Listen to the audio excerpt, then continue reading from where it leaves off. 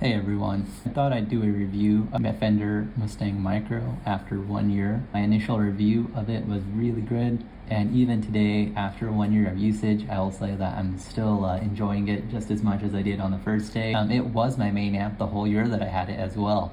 I did go through several other amps, but this was my go-to one, and the one that I put the most hours on as well. So after extensive use of it, and just using it for the time that I did, going through different tones, recording with it, using a variety of outputs, everything has been ace.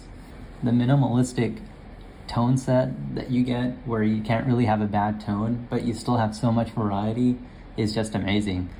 Even though there's only 12 after the whole year of using this, I still haven't gone through all of them. Some of the hidden things on this that make it really great is the recording is easy, updating the firmware is very easy as well compared to, I guess, the Nux. And it's just the little details that make this better as well. The extra battery life has been very handy. I didn't see exactly how much time it takes per charge, but I know it lasts long enough and no complaints there. I wouldn't even mind having more battery life at the expense of more weight, as it's pretty light as it is. Also, the Bluetooth, the video audio lag is non-existent compared to the Nux as well.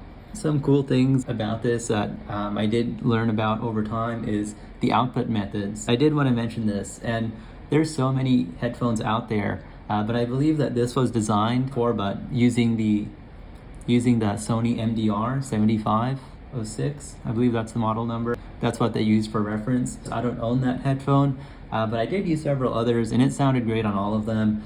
I noticed I'm not really into headphones that much, even though I bought so many and really wanted to like them. For some reason, I'm just not really into them.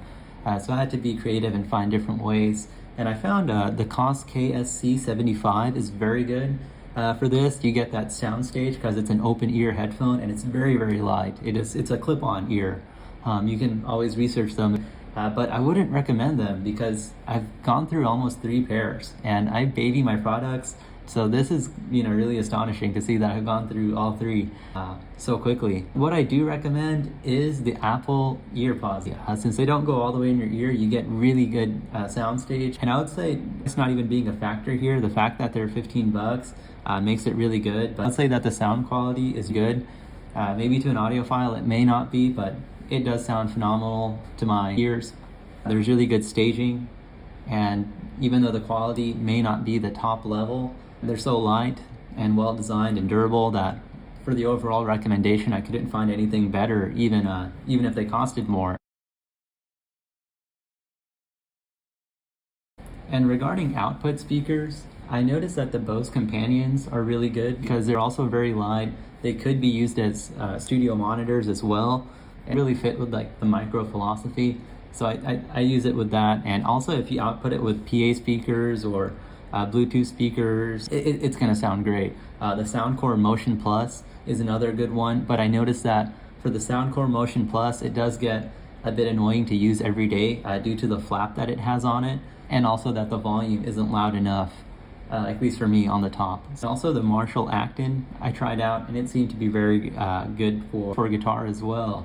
I did find that the volume it could be a little bit louder, but since it did have great bass even at the top level, it's still a worthy product to buy. I would either recommend the Bose Companions or the Marshall Actons. I also wanted to mention that regarding the tones now, is even though there's only 12 tones, even though the traditional high gain or distorted amps and effects on there, even those can be dialed out to being clean by changing the volume and tone knobs on your guitar. When you have a lower volume, it'll start to clean up a bit more.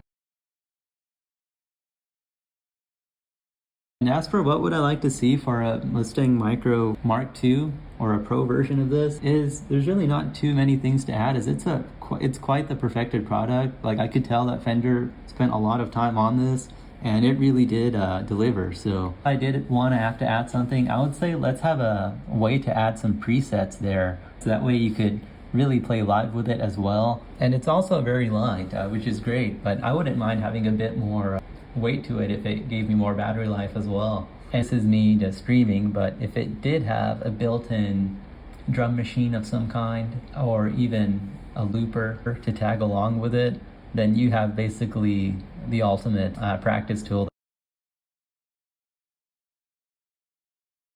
But yeah, my overall thoughts on this micro is I still recommend it even in 2022.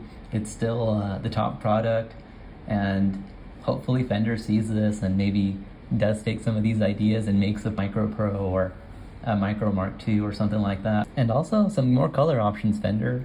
Why not get a white one as well? So yeah, thanks for watching. I hope you all found some value in this, as there is quite a gems in this about headphones and speakers that you may find, as those things are usually not covered. And feel free to leave a comment about different headphones, other tips and tricks, or something that you discovered, or if you found any value in this video. Thanks for watching, everyone.